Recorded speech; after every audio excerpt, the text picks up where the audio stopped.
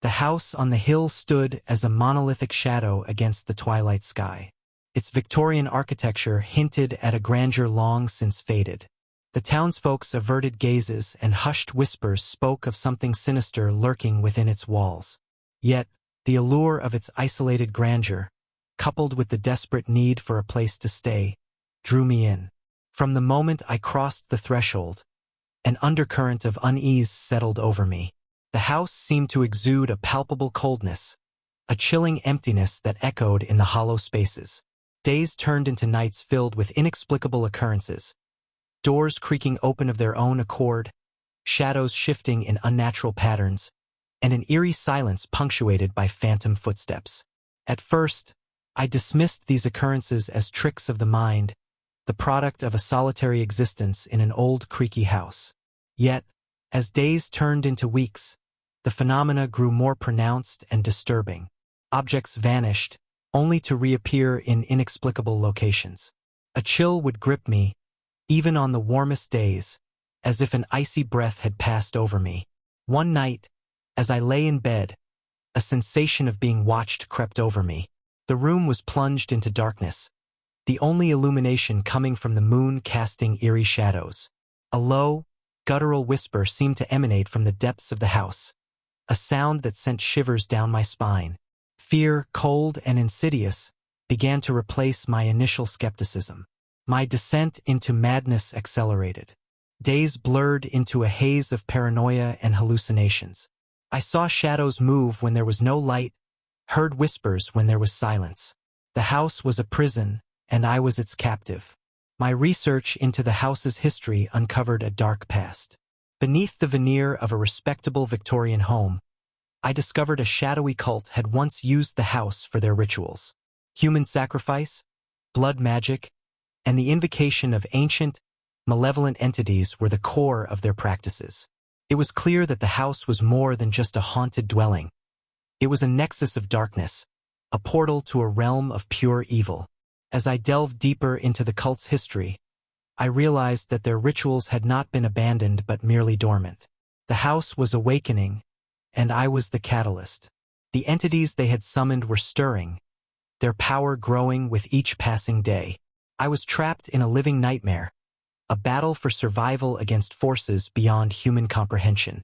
The house was my enemy, a malevolent entity that sought to consume me. Yet, I was determined to fight back, to break the chains that bound me to this place of horror. The attic was the heart of darkness, a place where the house's malevolence seemed to concentrate. With a mix of dread and determination, I ascended the creaking stairs.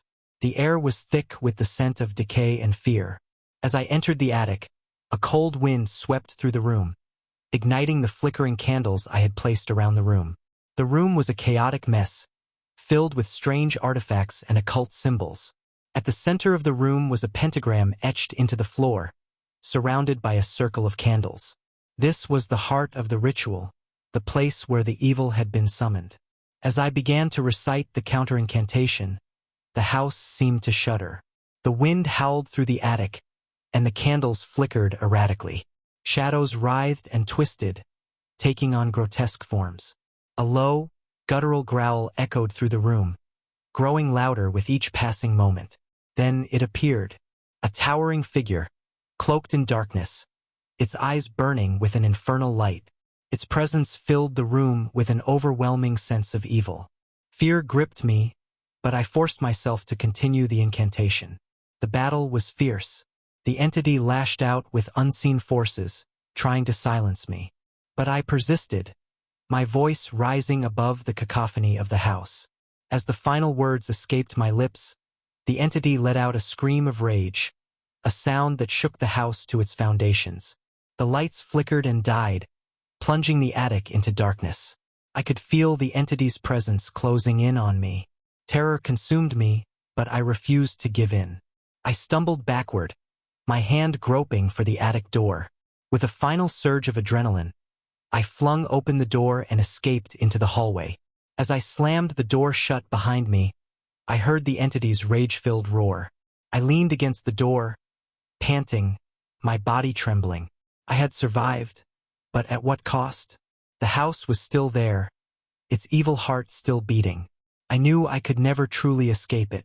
The only way to survive was to leave. With a heavy heart, I gathered my belongings. As I walked out of the house for the last time, I glanced back. The house stood silent, its windows dark, but I knew it was watching me, waiting for my return. I left the house behind, carrying with me the scars of my ordeal. The memory of the house would haunt me forever, a constant reminder of the darkness that lurked within its walls. But I had survived, and that was all that mattered.